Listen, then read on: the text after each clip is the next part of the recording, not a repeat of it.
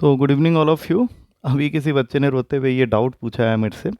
अब इसका रोते हुए उसने पूछा तो है, लेकिन मैं उसको हंसते हुए बता रहा हूँ, ध्यान से देखना सारे बच्चों के लिए। आज हमने डिफरेंशियल इक्वेशन टॉपिक किया था, तो मैंने बोला था कि अच्छे से क्वेश्चंस की प्रैक्टिस करो, प्रीवियस ईयर भी करो। तो उसमें से किसी बच्चे को ये डाउट्स मिले हैं, तो दे लेट्स सी इसमें रोने वाली क्या बात है। सबसे पहले तो क्वेश्चन क्या कह रहा है, ध्यान से पढ़ो। क्वेश्चन कह रहा है which one of the following differential equation represents the family of straight lines which are at unit distance from origin। तो सबसे पहले तो फैमिली ऑफ स्ट्रेट लाइन को हम लोग y equals to M x plus c लिख लेंगे, और यहीं पे इसका एक बार डेरिवेटिव कर देंगे, जिससे क्या होगा, हमें m की वैल्यू मिल जाएगी dy बाई डी एक्स।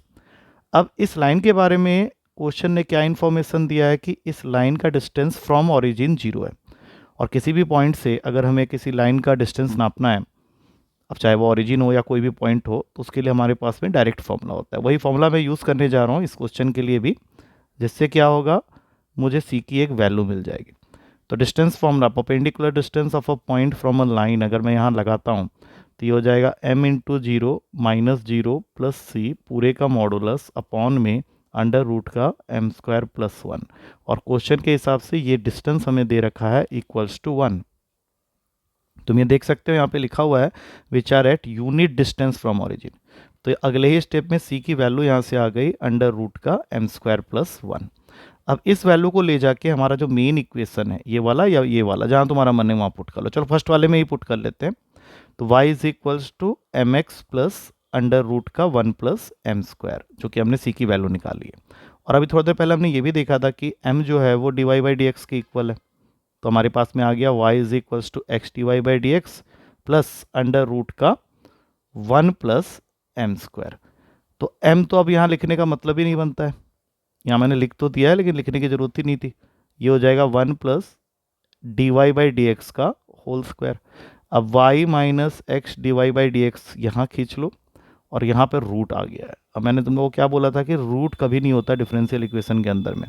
तो स्क्वायरिंग कर देते हैं जल्दी से, और ये तुम्हारा आंसर आ गया है y minus x D Y by D x का whole square is equals to one plus D Y by D x का होल स्क्वायर। अब ये सिर्फ चेक कर लो किस ऑप्शन में है। I think all of you can see is the correct answer. अब इसी तरह से रोते हुए एक और क्वेश्चन पूछा था उस बच्चे ने, वो ये है, what is the order of this differential equation. हाँ, ये क्वेश्चन है थोड़ा सा ट्विस्टेड देखने में, क्योंकि एक तो इंटीग्रेशन का साइन देखते ही बच्चे घबरा जाते हैं। जैसे यहाँ पे दिया हुआ integration of Y D X is equals to X cube, और फिर डेरिवेटिव भी है लेकिन D X by D Y है। तो सबसे पहले उस प्रॉब्लम को सॉल्व करो, D X by D Y को अपॉन में लिख लो। अब इससे क्या होगा, अगले ही स्टेप में क्रॉस मल्टीप्लीकेशन कर सकते हो इस D Y by D X को एलसीएम बना के। तो ये बन जाएगा one plus D Y by D X multiplied with Y D x का इंटीग्रेशन, और फिर ये एक्स क्यूब के साथ में भी डिफरेंस मल्टीप्लाई होगा। मतलब मैंने इसको एलसीएम बना लिया। एलसीएम बना लिया तो यहाँ मल्टीप्लाई होगा, यहाँ पे भी मल्टीप्लाई होगा।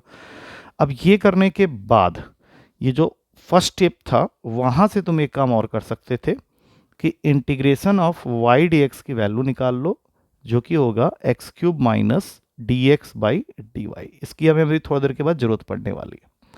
अब ये जो इक्वेशन तुमने यहाँ पे लिखा है, इसकी डेरिवेटिव करना स्टार्ट करो विथ रिस्पेक्ट टू एक्स, क्योंकि ये इक्वेशन को अब तुम डेरिवेटिव करोगे विथ रिस्पेक्ट टू एक्स। तो वन का डेरिवेटिव हो गया जीरो। यहाँ पे लगा देते हैं थोड़ा सा प्रोडक्ट रूल। तो क्या होता है प्रोडक्ट रूल के हिसाब से, ये बन जाएगा d Y by D x.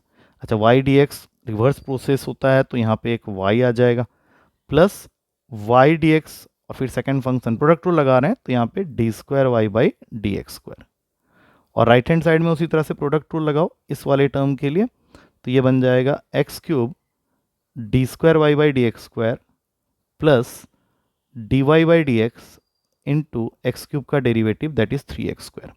अब ये तो अच्छी तरह से मालूम है कि इसके आगे अभी तुमको और कुछ करने की जरूरत नहीं है, सीधा लिख दो Y D Y by D X plus इसकी वैल्यू अभी हमने थोड़ी देर पहले निकाली थी। ये मैंने बोला था कि इसका हम लोग को यूज़ करना पड़ेगा, तो अब वो टाइम आ गया, तुम इसको यूज़ कर सकते हो। तो ये क्या बन जाएगा, D square Y by D x square के साथ में मल्टीप्लाई जो भी वैल्यू हो रही है उसको यहाँ पे लिख दो, that is X cube minus D X by D Y. बाकी सारी चीज़ें क्वेश्चन में एज इट इज़ बैठे रहेंगी, उनका कोई चेंजेस नहीं होना है। तो ये रहा तुम्हारा फाइनल इक्वेशन।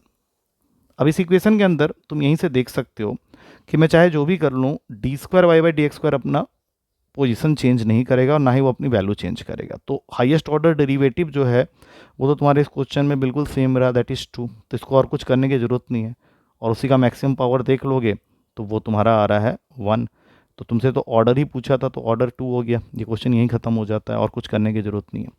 तो ऐसे क्वेश्चन आएंगे तुम्हारे पास में, कुछ क्वेश्चंस होंगे, कुछ क्वेश्चन बन जाएंगे, कुछ क्वेश्चन में ऐसी दिक्कत आएगी। तो जैसे ही कोई क्वेश्चन इस प्रकार का आता है मेरे से पूछ सकते हो। आई होप आज के लिए इतना काफ़ी है, आज ज़्यादा नहीं कर रहा, ये हमारा पार्ट 4 था इसी तरह के डाउट्स का। तो मिलते हैं फिर नेक्स्ट वीडियो में न्यू डाउट्स के साथ में। Till then take care and thank you to all of you. और बताना जरूर कमेंट सेक्शन में लिख के कि समझ में आया है या नहीं। चलो टेक केयर।